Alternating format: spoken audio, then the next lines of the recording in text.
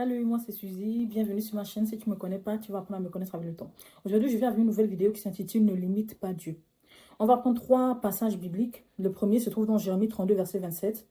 Voici, je suis l'Éternel, le Dieu de toute chair. Y a-t-il rien qui soit étonnant de ma part? Dans une autre, ça c'était la version Louis II. Dans une autre version, on dit, oui, je suis l'Éternel, le Dieu de tout être humain. Y a-t-il une chose qui soit trop extraordinaire pour moi?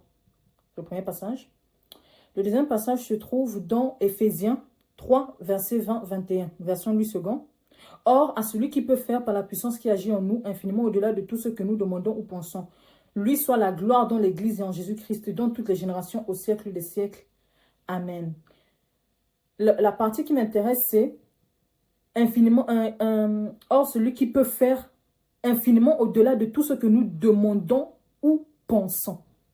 Et le dernier passage biblique se trouve dans Job. C'est tout le chapitre 38 de Job. Je vais lire que un ou deux versets, notamment Job 38, verset 4. Où étais-tu quand je fondais la terre? Dis-le, si tu as de l'intelligence. Qui en a fixé les dimensions? Le sais-tu? Ou qui a étendu sur elle le cordeau? Là, le Seigneur est en train de parler à Job pour montrer sa puissance, pour dire à Job que mais j'ai fait ça, j'ai fait ça, j'ai fait ça et tout. Voilà. Aujourd'hui, j'aimerais dire à une personne, arrête de limiter Dieu. Dieu est capable de tout, même de l'inimaginable. Même ce que ton esprit n'est pas capable de penser que Dieu est capable de faire, il est capable de le faire. Quand je parle souvent aux musulmans, je leur pose la question que, comment tu vois Dieu? Pour toi, Dieu est capable de quoi ou de ne pas en faire quoi? Et ils répondent toujours, Dieu est capable de tout. Je dis, tu es sûr pour toi que Dieu est capable de tout? Oh oui, Dieu est capable de tout. J'ai dit, mais si tu crois que Dieu est capable de tout, pourquoi ne crois-tu pas qu'il puisse prendre la forme humaine pour venir sur terre? Oui, mais non, Dieu n'est pas capable de ça. J'ai dit, donc, pour toi, Dieu n'est pas capable de tout. Parce que si tu dis que Dieu est capable de tout, c'est qu'il est capable même de se transformer en un animal, en un objet. Regardez lorsqu'il parle à Moïse. La première fois qu'il parle à Moïse, c'est comment? C'est au travers d'un arbre. Dieu est capable de tout. Et sachez une chose, tu ne verras de Dieu que à la limite où tu le mets.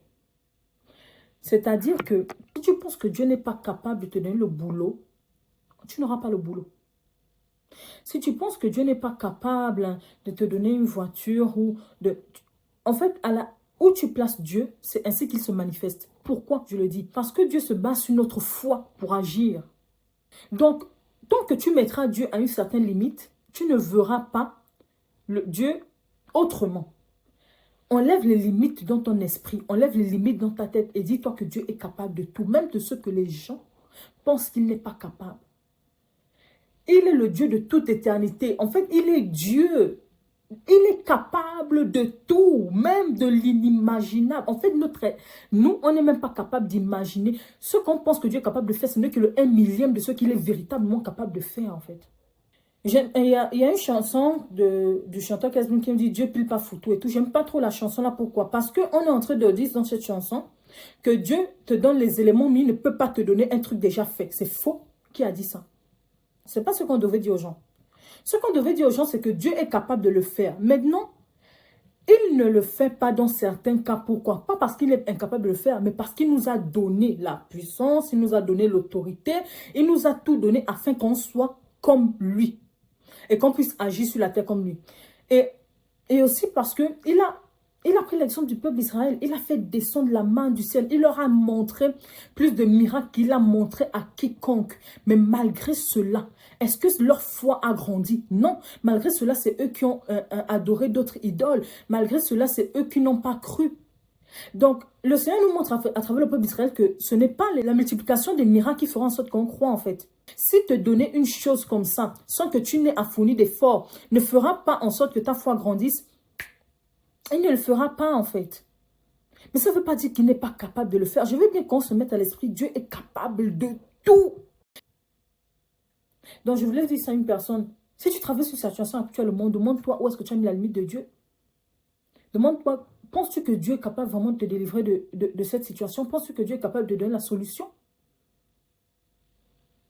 C'est ce que j'avais à dire. J'espère que cela a aidé une personne et tout, une personne qui passe par là. Je vous fais plein de bisous et soyez bénis. À la prochaine pour une nouvelle vidéo.